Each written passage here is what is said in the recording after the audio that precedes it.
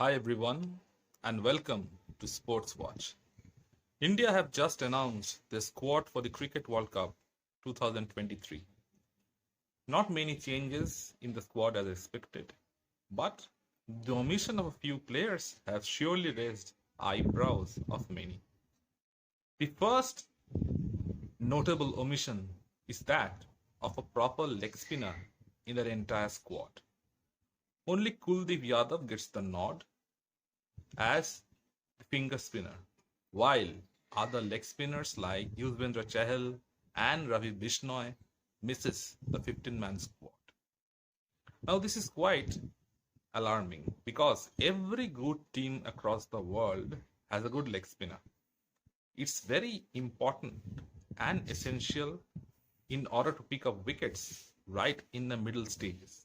For example, look at Pakistan. They have Shadab Khan, probably the best leg spinner in the world right now, who not only picks up wickets in the middle overs but also limits the run rate. Look at Australia. They have got Adam Zampa. Look at England. They have got Adil Rashid. And all these three teams are contenders in the World Cup later this year. And one primary reason for that is they have a proper leg spinner amongst their ranks. But India has missed out on a trick right here. Speaking of risks, only one leg spinner, left arm Chinaman in Kuldeep Yadav, who often struggles under pressure. Last time when England came to India, both Stokes and Bairstow really got into Kuldeep and Chahal, and both of them struggled. Kuldeep struggles a lot when he gets hit, and in the pitches in India, this time around, spinners will get hit because most of the grounds are high scoring grounds. So what happens if Kuldeep gets hit, if the opposition team targets Kuldeep? Who will Rohit Sharma and company fall back to? The only option that they have in that squad is Ravindra Jadeja or Akshar Patel, who are conventional left arm off spinners. So they're very easy to target. Leg spin has the art of deception, and it's very important to pick up wickets in the middle. India's problem of late has been picking up wickets. The lack of a wicket taking bowler in the middle overs, and the selectors have made a blunder in omitting Chahal. Yes, Chahal had a very bad tour of the West Indies. He was rather expensive, but I don't know what the problem with Ravi Bishnoi is. Bishnoi has been quite a good bowler in the IPL as well as in the limited matches that he has played for India. So why not play him in the World Cup game? Why not at least keep him in the squad so that if Kuldeep has a bad game or two, you can swap and change Kuldeep in favor of either Chahal or Bishnoi. But once again, the selectors, they have omitted the leg spinning option from the team entirely. And another problem in that batting order is their inability to have a proper hitter at the end. Now, Suryakumar Yadav is probably the best T20 batsman in the world. But look at his ODI performances of late. It hasn't been good. He has scored 3 consecutive ducks against Australia. He hasn't been able to score runs in the last few matches against the West Indies as well. So on what grounds does he get a selection in this World Cup team?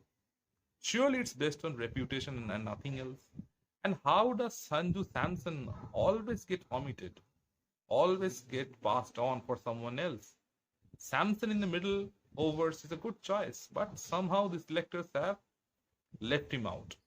Now, a few days back, Ishan Kishan was probably not in favor, but after that good innings against Pakistan, now he is the second in line probably, and probably also the mainstay behind the stance as well. Now, where does KL Rahul fit into all this? He is also returning from a serious injury. The problem with this squad is that many injured players are coming back into this team in a big tournament without any proper match practice. KL Rahul, Shreyas Iyer, Jasprit Bumrah, they are all coming back after injuries and quite threatening injuries. We don't know if Jasprit Bumrah is going to be able to bowl his quota of 10 overs across 4 or 5 matches. We don't yet know how Shreyas Iyer's back will hold up. We don't yet know how KL Rahul is going to bat after his groin injury. All these are question marks. A few practice matches and the NCA, a few team games in between doesn't substitute for matches in the middle. So what will India do if these guys continuously fail? Why not select proper players who are in form and keep on selecting players just on the basis of reputation? That's the main problem with this Indian team right now. Once again, Shardul Thakur gets selected. On what performance does he get selected? We have three specialist pace bowlers in Shami, Siraj, and Bumrah, and we have an all-rounder in Hardik Pandya. So there is your 4 fast bowling options. You need to have 2 spinners. Now, if you play Shardul, you have to drop Shami. Now, if you drop Shami, you drop your wicket-taking bowler. Shardul Thakur once again suffers from the same problem as Kuldeep Yadav does. Once he gets hit, once he goes around the park, he doesn't recover. He will end up bowling 3 to 4 overs, consider around 6 or 7 runs per over, and there you have an incomplete fast bowler. Instead of Mohammad Shami will give you 10 overs in the bank, and the more probability he has of picking up genuine wickets. So India's team isn't balanced. India's team lacks that X factor that every other team has. We do not have a specialist finisher. Tilak Verma, who played exceptionally in the West Indies a few days back, he got selected in this Asia Cup. Now all of a sudden he gets omitted from the World Cup. So what was the reason for selecting him in the Asia Cup? And what was the reason for dropping him in the World Cup? Nobody can answer that question. Suryakumar Yadav also gets selected in the Asia Cup and again in the World Cup, but Surya hasn't played a game in the Asia Cup. So how can he be retained? Is he the X factor that the Indian cricket team are looking for? Then surely you have to play him at some point of time. When are you going to play him? You have to play him in crucial matches. India have played 2 matches in the Asia Cup so far.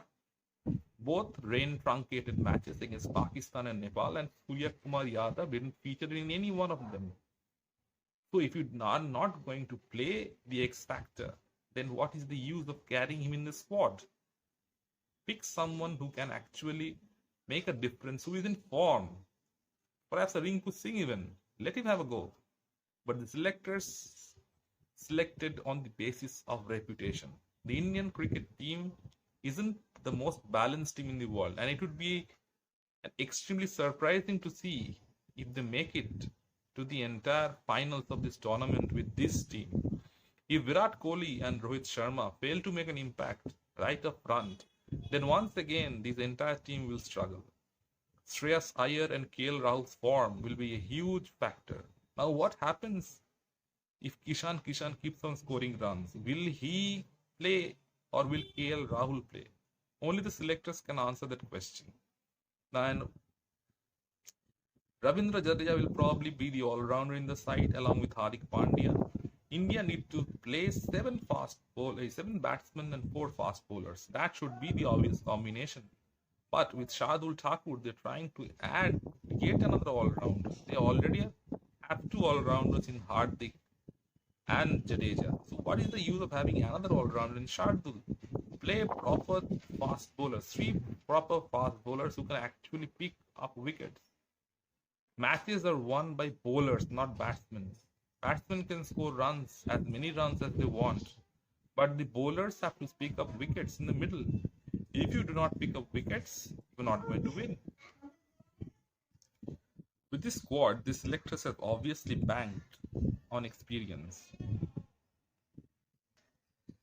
Now let's just hope for everyone's sake, India's top order, India's experienced batsmen actually score runs, because in the last 4 years, the likes of Virat Kohli, Rohit Sharma, Shubman Gill, Shreyas Iyer, KL Rahul haven't scored many runs in deciding tournaments.